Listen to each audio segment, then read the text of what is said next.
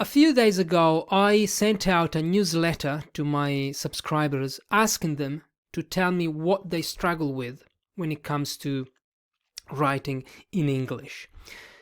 I received a few emails and they said what I have problems with is English grammar. I'm not confident about my writing because of mistakes. I make grammar mistakes. Too many grammar mistakes, and I have doubts about what I write. I don't know if this is correct, if it's not correct. Now, a couple of considerations. If you don't feel confident about your grammar, I'm asking you, what are you going to do about it? Because if you don't feel confident, it means that maybe you haven't mastered the grammar yet. And to write well, sorry, it's not like speaking. In speaking, it's okay not to have great grammar. In writing, that's different because writing is permanent. When you write something, if you want to post something, a blog, or when you're writing an email, well, those mistakes will be there forever until you delete that blog post or whatever you wrote. So imagine a journalist who doesn't have great grammar. Like, would you like to read something that's full of mistakes? Of course not. Of course not. Written communication is different, is permanent, and so it's even more. There's a positive side to this, and it's the fact that you can think about what you write. You can check, you can use ChatGPT to see if there are some mistakes. You can ask another person to proofread what you wrote. You can get feedback, these kind of things. But if you're not confident about grammar, there's only one solution: improve your grammar. That's it. There's end of the video here. But there is another thing that I wanted to tell you, and it's this: have a bad draft. When you're writing something, you cannot think about mistakes, accuracy, and prepositions, tenses, while at the same time you're expressing yourself and you're writing, you're sending out a message. So my advice, this is what I would do. I would write, I like this expression, vomit everything onto the page. So you write a bad draft, no matter how many mistakes there are, no matter how inaccurate and how disgusting it is, okay?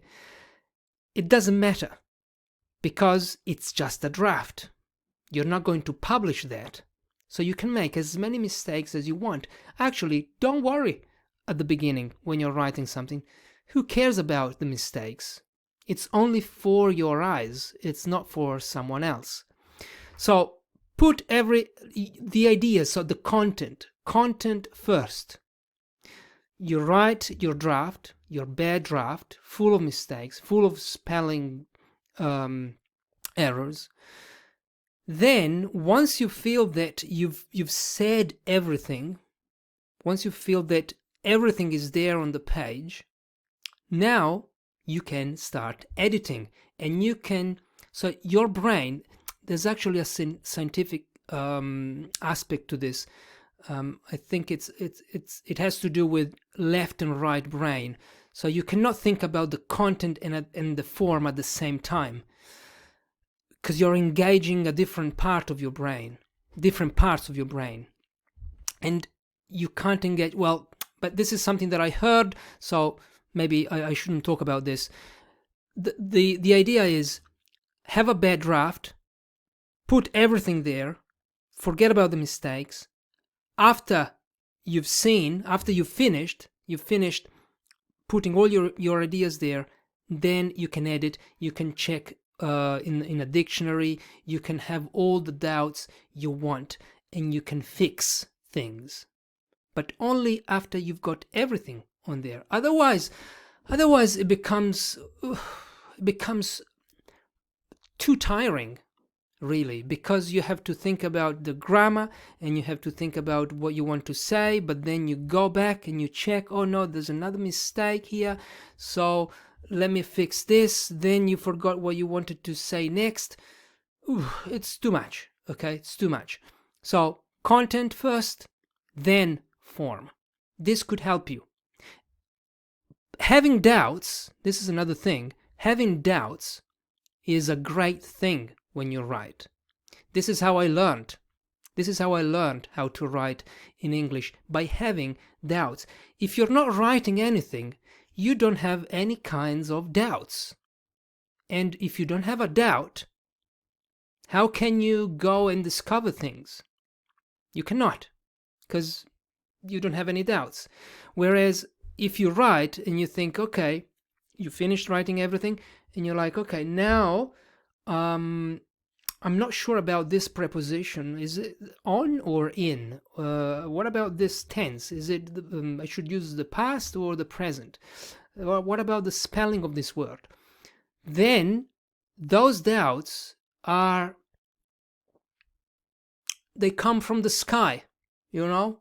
They come from the sky. They're there so you can then investigate language, you can investigate grammar, you can use dictionaries, use whatever you feel comfortable with, you feel comfortable using, and then you fix your text, and then you publish it. When you publish it, doesn't matter if it's imperfect. It doesn't matter if it's imperfect, unless you're writing, of course, for a newspaper or something. But if you're writing a blog, who cares if there are mistakes on there? Actually, the very fact that you are going to publish something will force you to double check your writing, will force you to say, okay, no, I want to be sure this is the right way to say this. Okay, so I hope this is helpful. I hope that you will... Okay, just to recap, content first, then form. Publish without worrying about the mistakes, unless you're writing something really important for, the President of the United States. I can't remember the last thing that I said, grammar. Okay, it's a bad recap. Anyway, let me know if this is helpful. Let me know if you have what problems you have, because this YouTube channel is also to help you write better and to give you, some support, because I'm a non-native English speaker as well. I struggled with writing. Now I'm confident. It's not that I've mastered English and I don't have any more doubts about what I put on the page. No, that will never happen. So let me know what problems you have, and I might make a video about it. Okay, so thank you, and I'll see you in the next video.